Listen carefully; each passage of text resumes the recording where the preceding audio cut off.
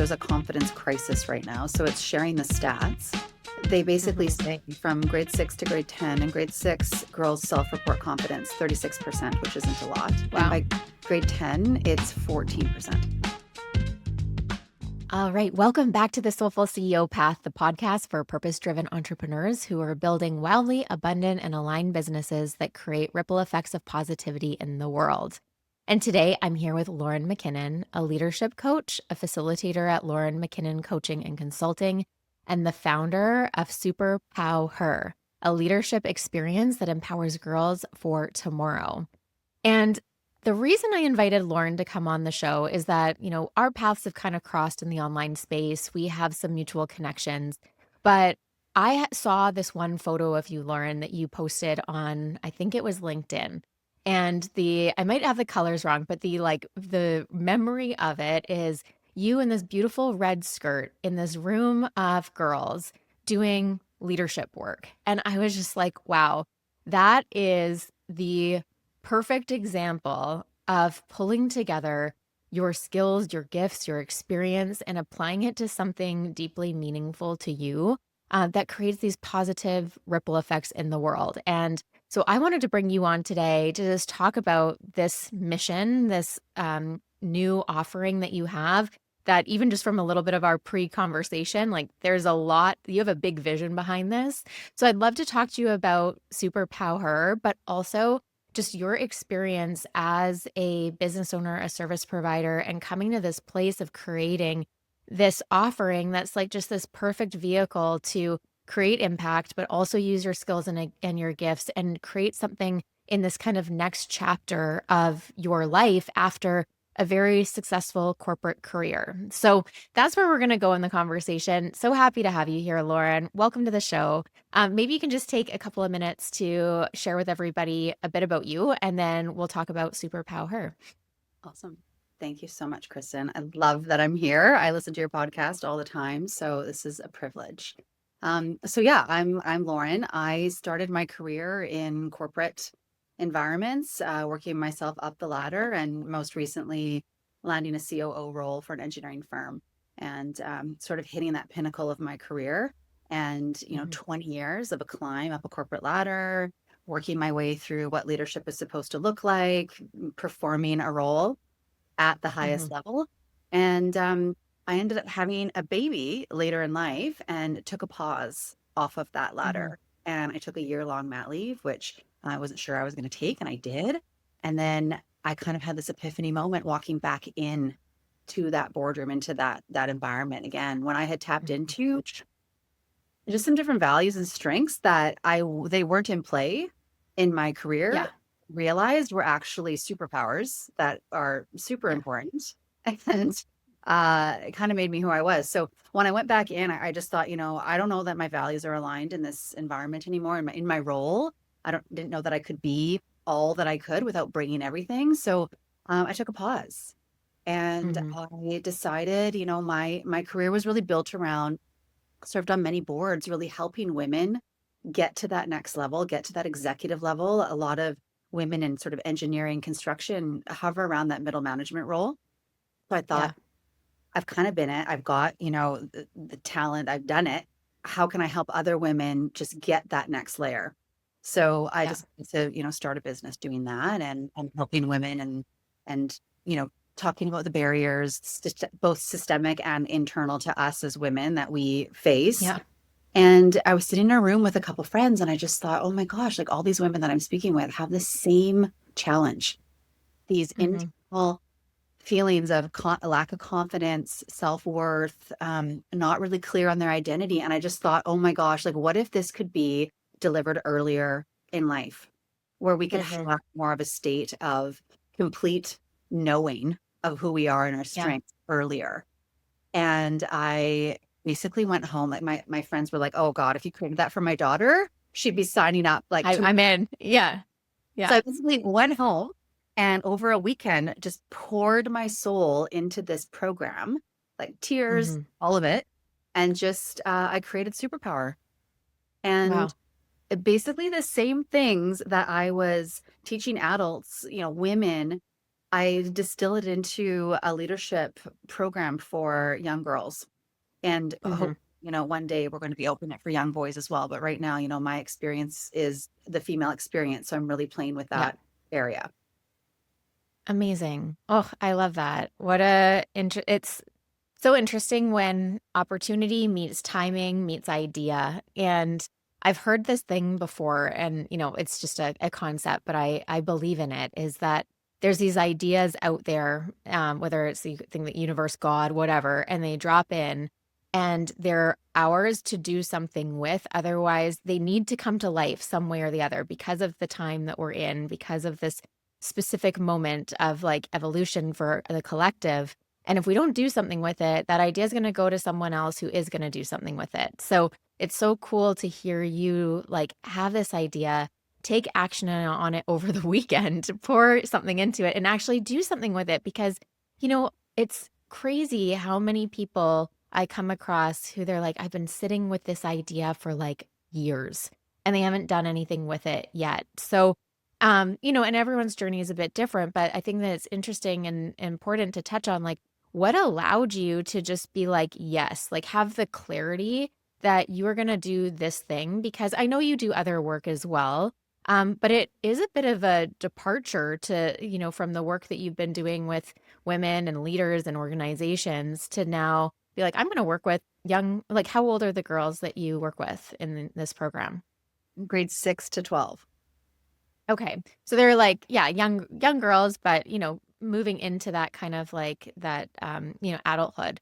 So yeah, what did it take for you to like make that departure and be like, no, I'm going to focus over here?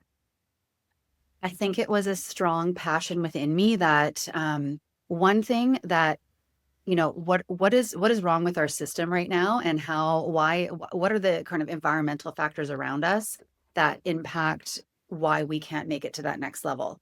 And to me, to think about, okay, so as a kind of 30 and up, learning at that point in life the things like leadership identity, your core values, what are your unique strengths, that is almost too late. So I kind of Hmm. went in my mind, just like this moment of, no, why aren't we learning that early? Why isn't that part of our curriculum where it's built in? So by the time you're Yeah. taking your first corporate job or job in general, where like that stuff is already built in, you're not having to learn it down the line once you've already conformed to like leadership norms.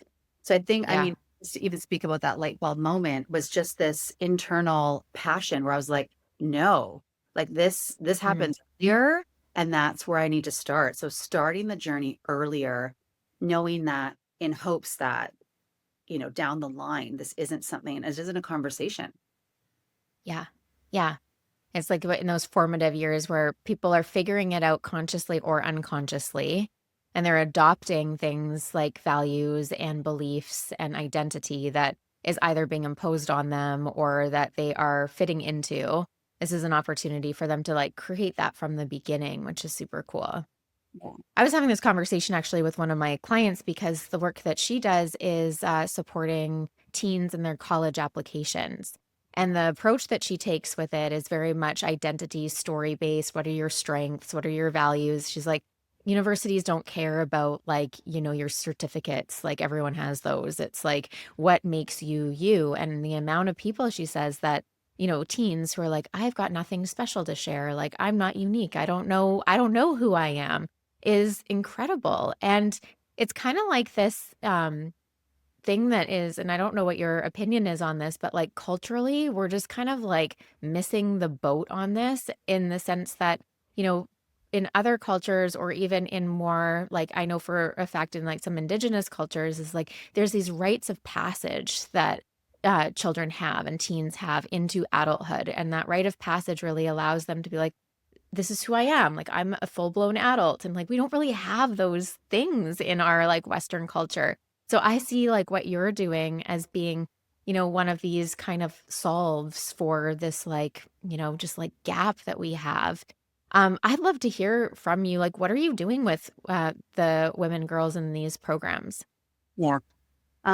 Just on that note too, is I think there's been a shift in the way we we grow up. like everything seems to be very much more isolated now. You know, you've got social media, you have, you know, there are still extracurricular activities, but there's nothing that's really like bringing in bonds. Like even I just Mm-hmm. to my high school years, like there was nothing, you know, it was just meeting friends by chance through baseball or cheer or whatever Mm-hmm. that was. You just kind of get this group and you maybe carry it through or you maybe don't. And it's Yeah. finding this circle of peers that you can have kind of this like consistent thread. So I think for me that was the piece where it was like, you know, obviously teaching all the different skills like leadership and confidence and understanding your strengths and values, but it was also curating these groups where they have a common thread through this really crucial stage of life. Mm-hmm. And then what was your question?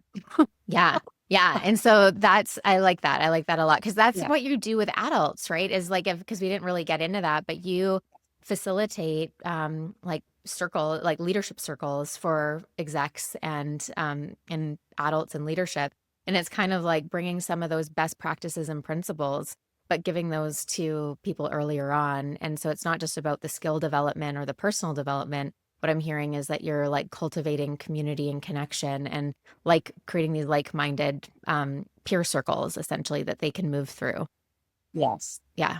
So Yeah. a little bit about what it is yes, all of those things creating that. But within those peer circles, it's how do we have a supportive peer relationship with each other? Like what does support Mm-hmm. mean in Mm-hmm. a peer group, right? So we learn about, okay, so we hold space that is safe and confidential. We support each other by being curious. So we ask each other questions. We learn how to ask powerful questions, like in coaching. We learn how to Yeah. hold space for everyone's experience in the room and support it through empathy and compassion. And then it's offering advice or offering, you know, here's my experience with it. So if there's a topic that's tabled in these groups, it's how do we mastermind this? Okay, so a topic of Mm-hmm. gets brought to the table. I'm having trouble. I'm struggling with a bullying situation. Okay, well, collectively as a group, let's talk about it. What do we know about bullying? What do we know Yeah. about the best ways to handle it? Let's whiteboard Mm-hmm. for the person who's brought this topic through in a space where we can talk about it and then collectively come up with a how we're going to action this or move forward or what's our next steps. So even if you are at that table and you don't have an issue with a bullying experience, you're going to learn the rest of the Mm-hmm. group. And it's Wow. in that space where these adults and executive peer groups are learning that. And it's so Yeah. powerful. But imagine learning that early. Yeah. Yeah. Yeah. That's so cool. And when I'm just thinking about how much confidence that would give somebody like a young girl who's dealt with bullying maybe at some point and now has this like wisdom to share with everybody else. It's like it's really cool how you're setting this up and it's very different from the traditional hierarchical model that they're probably exposed to in school where it's like the teacher has all of the answers and then we learn from the teachers. Like that doesn't sound like how you've set this up. It's like it's pure, like we all have something to offer and we are all learning from each other. Yeah. Yeah, very cool. So the question that's popping into my mind is that, this is you're working with the girls, but you would need buy-in obviously from the parents because at that age it's like kind of this like dual ideal client situation where you have the person who's the user is the young girl, but then you also have to appeal to the parent and because they're likely the one who's going to be paying for it. Is that how you have it set up where it's like private in that sense, like you're not working with, say, I don't know, well, either way the parent would have to pay for it, so Yeah. that is that how you have it set up right now? Yes. So the Yeah. parent, it's a private group. So Okay. we'll be launching dates where parents can just sign up on their own through the business website. But we're also going to schools. So my last workshop was out in West Van at Pauline Johnson Elementary. And Mhm. I know the principal, and she brought me in to do 3 after-school sessions. So it was still sort of paid through the parents, but it was socialized through the school. And that's Yeah. another way. In the fall, I have a few school engagements as well with the workshop model, which I'm excited about Yeah. too. Yeah. Yeah. Okay, cool. Because I guess that would give the parents some exposure to some of these concepts and ways of working. Because the question that's popping up for me, and it might just be present because it was just Father's Day. I was hanging out with my family, love them to death. But, and I'm older, a bit older too. So maybe it's different now. But My parents did not have any of these skills, like these leadership skills, or they weren't able to teach me really, I mean, intrinsically, I guess, about values, but not like, what are your values? What are your strengths? Like these things didn't happen. It happened through opportunities, through work and things like that. My personal development journey started. So I'm curious around like, how do you get parents who may not even have these skills themselves bought into the idea that this is something that, would be valuable for their young girls? Mhm. So I think there's a couple things. One of them is just there's a confidence crisis right now. So it's sharing the stats. They basically Mhm. say from grade 6 to grade 10, in grade 6, girls self-report confidence 36%, which isn't a lot. But by grade Are you 10, serious? 36%. and Wow. by grade 10, it's 14%. Oh my gosh. That's So so sad. it's and it's a huge statistic where when I went into the school to do my workshop in West Van, it was grade 6 and 7s. So it wasn't even like it was so young, and I could already see some of that work, it dropping. Like we had conversations, confidence meet. What is body language? How do we pick ourselves up when we're feeling down and when we need a confidence boost? We're talking about all these things, and they were like, "Oh wow, like this would be really helpful. I don't feel confident doing, like these were the Mm. conversations we were having." So it's Yeah. for me. I think it's obviously sharing some of the information around the stats around confidence. And then it's also the other piece of universities now and employers in the age of AI, like they're seeking this human connection piece. So how well can we rate? How well can we influence? Can we confidently speak in front of a group? Can we collaborate with our peers? These are things that Yeah. university employers are seeking now more than ever, now that we're in a Yeah. different age. So it's just sharing a little bit about that and the importance of this. And I'm also getting the parents involved. So we're having a roster of speakers that are coming in to speak with the girls. If you're in a peer group, you have access to elite speakers. I've got Harvard grads, I've got industry execs. You're coming as well, Kristen. Yeah. I love it. And we're going to have all of the exposure to all of these amazing women that they're going to learn from. And I want the parents not to miss out on that too. So I'm going to have Mhm. parent sessions so they get to see a lot of the things that the girls are working on and be a part of it. So they're not Yeah. missing out on the great learnings that they can be having as well.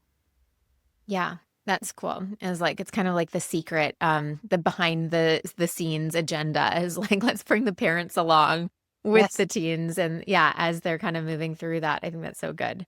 Yeah. So you mentioned confidence as being like one of the big kind of problems that you're solving for in this work. What else? Like what are your well, maybe a good question to ask you is like at the end of their work with you inside of this program, what are some of the like tangible outcomes that you hope these girls are leaving with? You know, the magic wand, like if it could be that, one girl's impacted enough that she doesn't feel that she doesn't deserve a seat at the table, Mhm. where she enters her first job or her first, long-term relationship with a sense of self, Mm, a sense of, these are my boundaries, this is who I stand for. My identity is so strong within me that I'm coming from a place of that. I'm not going to conform. I'm not going to play small. I'm going to show up as myself and be unapologetically me. If yeah, that could be the outcome of this, my work is done. Like my purpose has yeah, served. yeah. I love that. I love that you bring in too that it's beyond just work. It's not about just getting into the university and getting a good job. Is like as what you're speaking to is what I'm hearing in it is there's a lot of self-worth work that you're cultivating with people. Like confidence to me is a result of this really strong sense of self and self-worth. And, there again, this is anecdotal, but there's this belief out there that self-worth is and worth work is like one of our core wounds that pretty much everyone comes into the world with is like this, this feeling of not enoughness or, needing to fit in, which is really sad. But it's like if we don't do things to like boost that and see people have people see themselves, these girls see themselves as unique and valuable and, an asset to the spaces they're in, whether that's a relationship or a business, is that we just perpetuate that belief moving forward. Totally. And then, you have 20 years behind you of that conditioning and you seek Mm-hmm. support from a coach and you're sitting across Yeah, the table going, how do I undo 20 years of this? totally. Right? Yeah. Yeah. Yeah. Yeah. This intervention early on is so key. So, I mean, you're kind of speaking to it a little bit, but when I hear you talking, there's like there's the impact on the individual, which is huge, and then there's impact on the system and like, just this real some of the things that you spoke to earlier being in the backgrounds that you were in these um maybe more male dominated industries. What's do you have kind of a mission that's rooted in part of a systemic change? 100%. And I think that's where it started with, and that's where it's going to end with too, is that it's to me, if everyone brings their authentic strengths to the table at the leadership level, it would be amazing. So right now, how I see our leadership tables running is that we have a leader and everyone kind of conforms around the norms within that leadership group, male, female. And what I've seen is that that just creates a lot of sameness, a lot of conformity, not a lot of innovation or creativity, not a lot of voices being heard or being allowed to be heard. And my Yeah. vision for the system is that everyone comes with their authentic strengths. So here I am. I'm not going to take that leadership role if it doesn't align with my values. I'm going to find one that does. And I'm going to have Yeah. my voice heard at the table in a way that's absolutely authentic and true to my Mhm. values. So the systemic change that I like to see is that our leadership tables are more authentic. They're showing up as themselves. Mhm. Yeah. I love that. And then it's like beyond having female representation at the tables, because I think that that is something that, can get it seems like we're making progress and it's like, yeah, we have, I've been part of organizations that they're like, 80% of our leadership team is female. And it's like, that's fine. But what's the weight of those voices at that table compared to the 20% maybe? And often there's a disconnect there. 100%. And I think that there's merit in saying, I don't want to see another checkbox where we've got, okay, we've made our mandate of 10 women on our board. Like that Hmm. means nothing to me. Show me how those women's voices are showing up. Show me how the males' voices are showing up and what innovation and creativity you guys are driving as a board collectively with each person contributing at their highest level. That's what I want to Yeah. see. Yeah. Yeah. Yes, exactly. And the way that you're going about it is, I always say everyone has different energetics in the sense of like where they're inspired to like impact such a big word. And we say, oh, we're impact driven. We want to create impact. But what does that actually mean? And the way that I kind of conceptualize it is that there's different levels of impact and we can have impact on the individual level. And then there's impact on the like systemic level. And some people prefer to work on the systemic level, which is fine. But personally, I find it more impactful for me to support people on the individual level because then they go out and impact the system. So it's not just me trying to impact the system that is like so big and gnarly and like, hard to grab. Is you're now creating this like generation of women that are just going to advocate for themselves and show up differently. And it's not going to be from this angry place. It's going to be from this super empowered like um place of being like it's not even like I'm worthy of this. It's just like this is my standard essentially. Yes. Yeah. 100%. It's a Yeah. movement and the ripple effect is huge. Like we've seen Hmm. it at leadership tables. One person brings their unique strengths or they say something that's against the norm. It has a ripple effect. One person Hmm. showing up differently and aligned with their values can ripple out to impact an entire team, an entire culture, an entire organization. These Yeah. things are big deals and it takes one person. Hmm. Yeah. Yeah, totally. So you were talking a little bit earlier about your vision for all of this. So, and I just kind of got a drip of it before we got on. You're like, these workshops are going to be, in multiple cities. I'm like, wow, okay, tell me more. So tell us a little bit about your vision for like how it's starting and then the long-term vision for this work. Yes. I mean, my vision is global. I want to take Hmm. this worldwide if we can. And what I'm starting with is I'm starting with the workshops. So they're very accessible, different age groups, and they're going to be in all cities, sort of in the lower mainland, starting in the fall.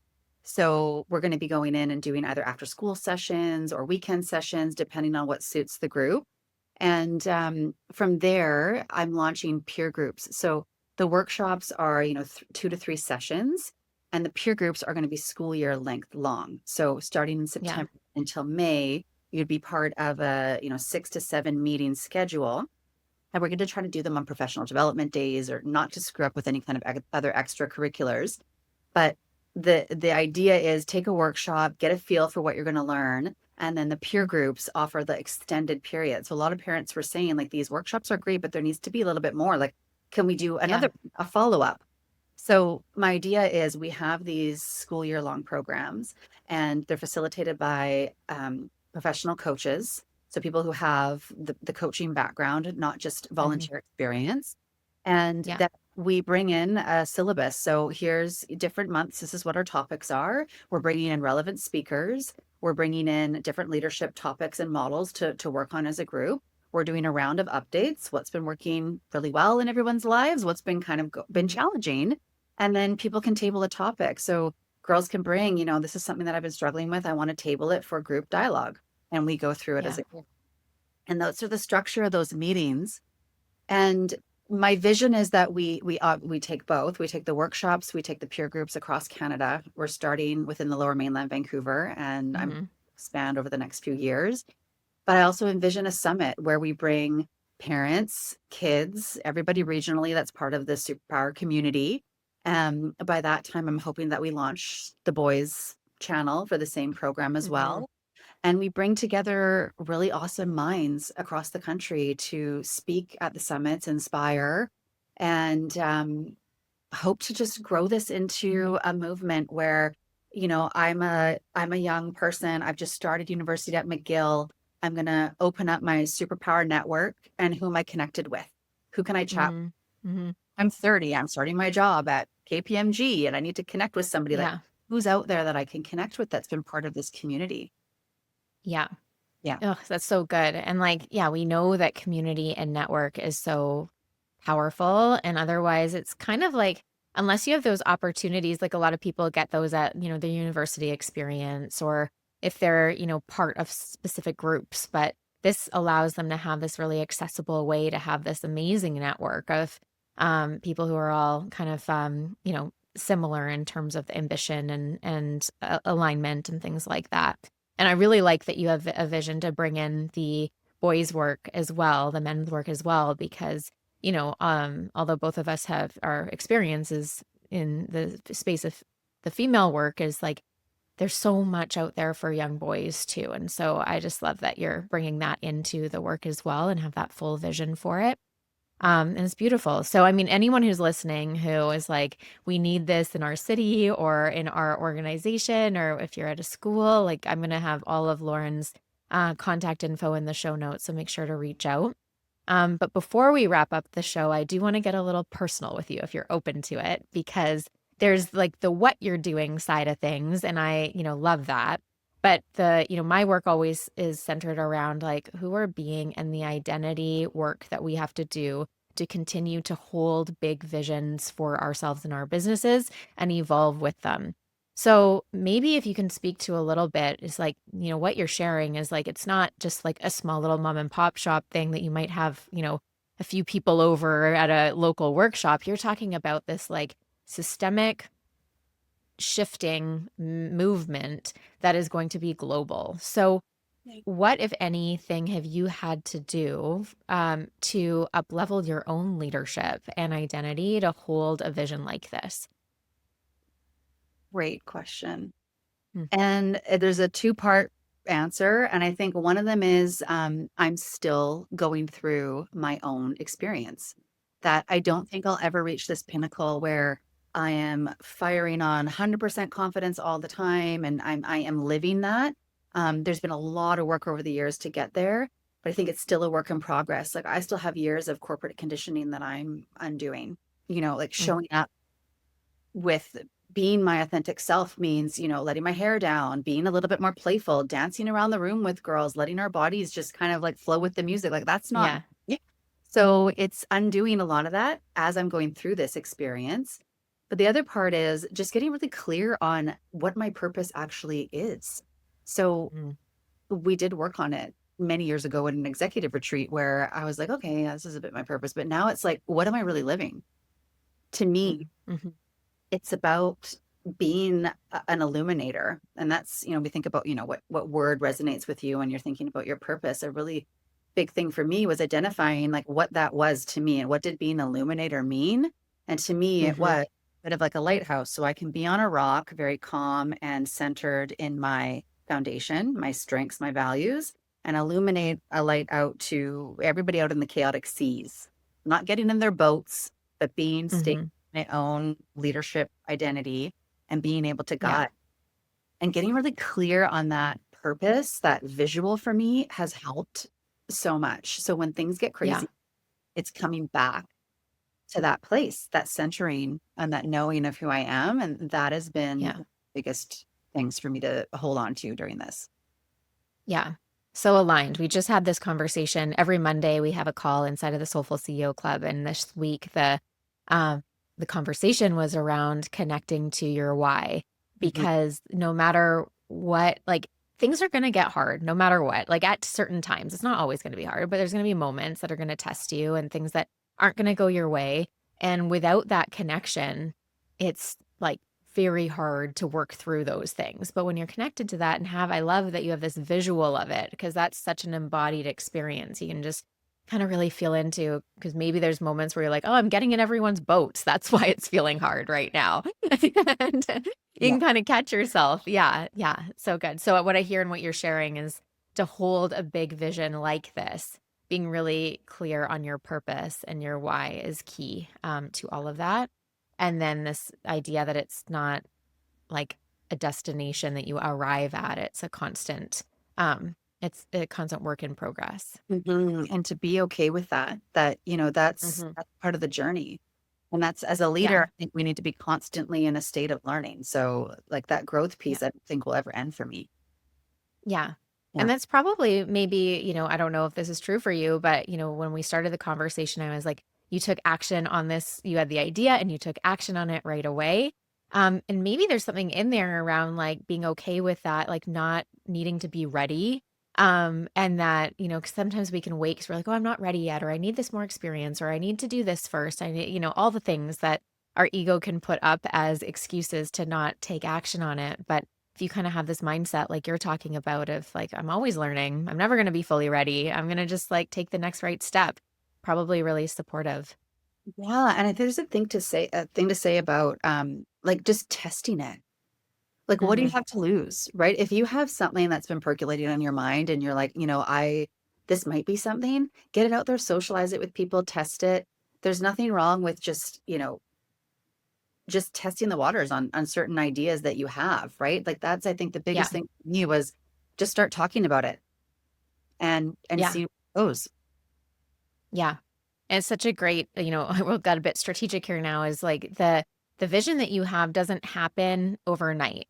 Like a global movement happens with it starts with one workshop Yeah. and testing that and people are like, "Oh, they're receiving it well. Okay, let's try this workshop. Let's do this." And that's how it then evolves is you're waiting for this like people to perceive it or yourself to perceive it as this global movement is like you're going to be waiting forever because it doesn't work like that. We have to just take the little steps and to your point be willing for things to work and not work and then that's how it kind of moves into something bigger and one day we wake up and we're like holy shit like it's I'm living what I wanted to be doing 5 years ago. Yes, one step at a time. Yep. Yeah, Yeah. awesome.